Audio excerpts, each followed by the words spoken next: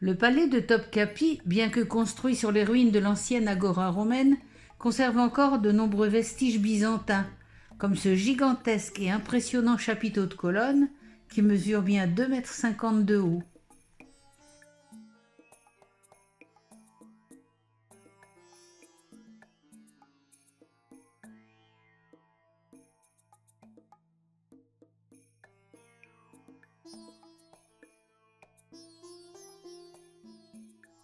En sortant des musées des cuisines, on repasse devant la porte de la Félicité,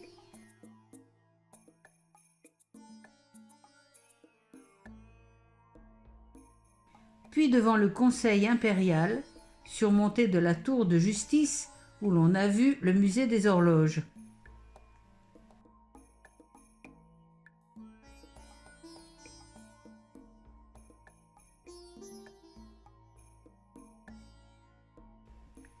Sur la route, les traces d'une ancienne citerne byzantine souterraine, la citerne Sarnitch, datant du 5e siècle et en service jusque sous le règne des Ottomans.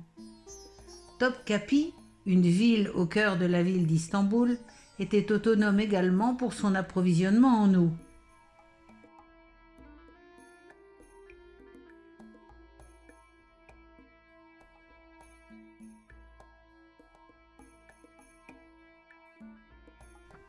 Là-bas, l'entrée du harem, discrètement abritée derrière la salle du conseil impérial.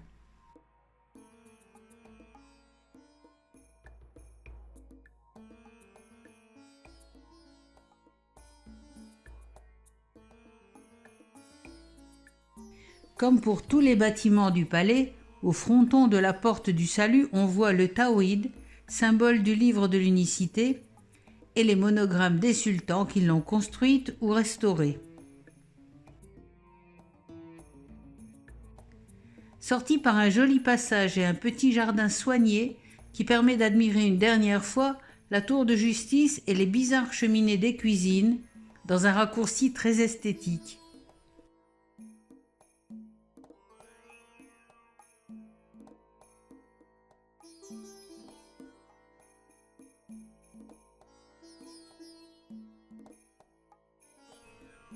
L'extérieur de la porte du salut a un aspect très médiéval. Elle a été construite en 1460 par des prisonniers hongrois. Ceci explique peut-être cela.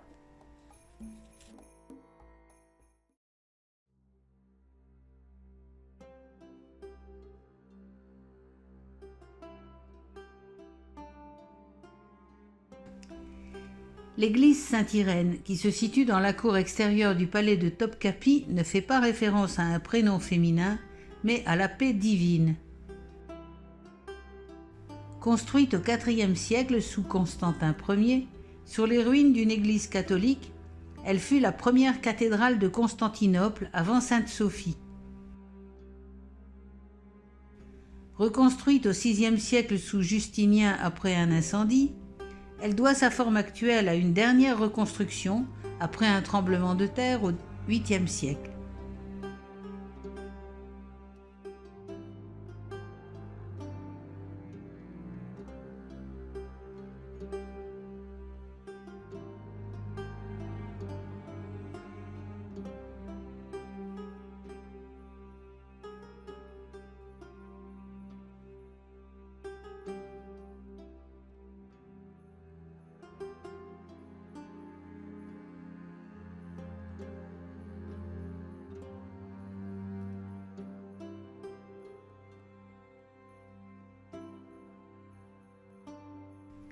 En forme de croix grecque, elle est la seule église byzantine à présenter un atrium d'origine.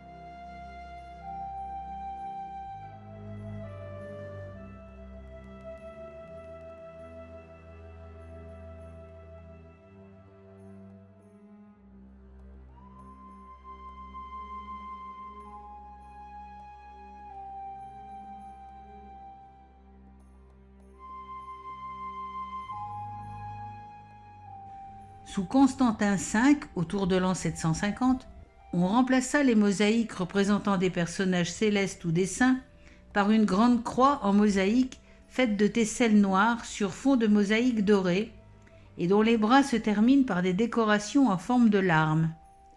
C'est un exemple unique de la période iconoclaste de l'Empire byzantin. Cette croix est d'une haute qualité non seulement par les matériaux employés, des tesselles d'or et d'argent symbolisant la lumière divine, mais aussi par la technique et la position des bras de la croix, qui, appliquée sur une surface concave, donne malgré tout une impression d'horizontalité.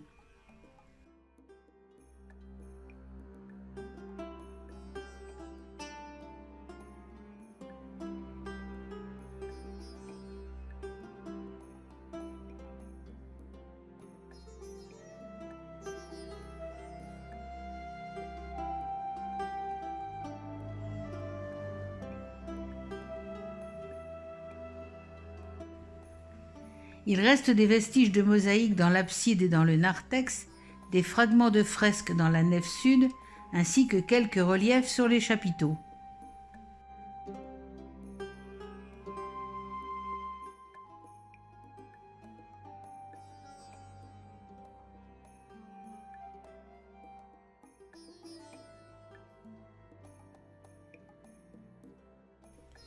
Les Ottomans transformèrent en mosquées toutes les églises byzantines qu'ils trouvèrent lors de la conquête de 1453, mais pas Saint-Irène, qu'ils transformèrent avec un cruel sens de l'humour en arsenal d'armes et de munitions intégré au palais de Topkapi, ce qui dura jusqu'en 1826. Saint-Irène fut un musée militaire, puis un musée des antiquités. Depuis 1980, elle sert de salle de concert pour des événements de musique classique, étant donné son acoustique remarquable et son atmosphère dramatique.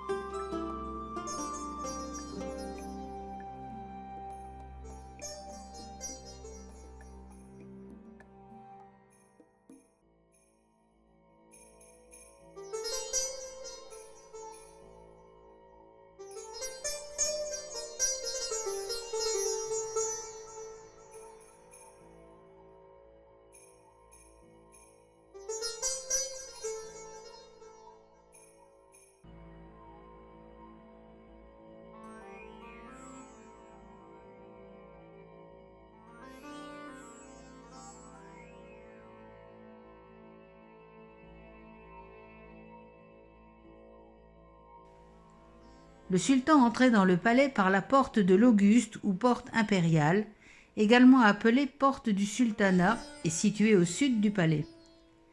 À l'origine, elle comportait 2 étages avec un petit logement de bois au-dessus de la porte qui permettait aux femmes du harem d'observer les processions et les parades qui se tenaient devant la porte. La parade des sultans ou des chefs militaires revenant de guerre, la parade de la prière du vendredi, les doléances publiques que le peuple pouvait présenter au sultan ou au vizir à certaines dates, ou la procession du couronnement d'un nouveau sultan. Cette énorme porte qui date de 1478 a été recouverte de marbre au XIXe siècle pour accentuer son caractère massif et défensif. Une calligraphie ottomane en caractères dorés orne la partie supérieure de la structure avec des versets du Coran et des tout grâces des sultans, Mehmed II le constructeur et Abdulaziz qui a rénové la porte. De chaque côté, on a construit un poste de garde qui restait ouvert depuis la prière du matin jusqu'à la dernière prière du soir.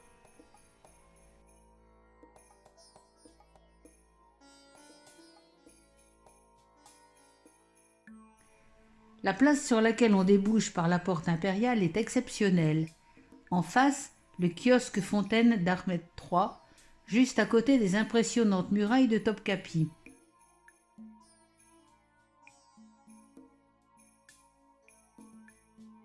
Sur le côté, Sainte-Sophie, à la fois massive et élancée, et au fond, on devine la mosquée bleue.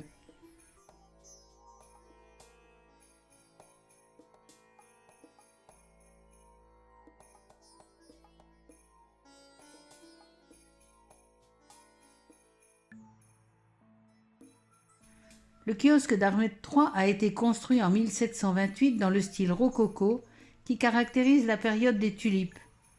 Au milieu de chaque façade, 2 niches en forme de mihrab encadrent une fontaine publique appelée Sabile, alimentée par un bassin octogonal situé au centre du kiosque.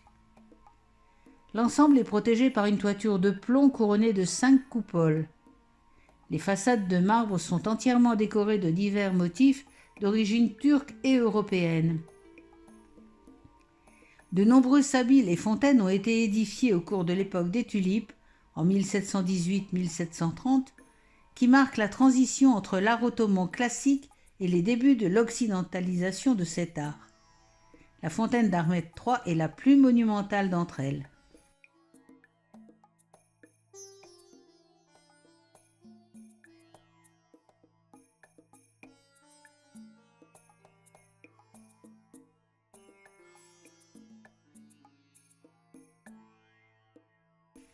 Sainte Sophie, comme Sainte Irène, ne fait pas référence à un prénom féminin, mais à la sagesse divine, d'après le nom grec Hagia Sophia.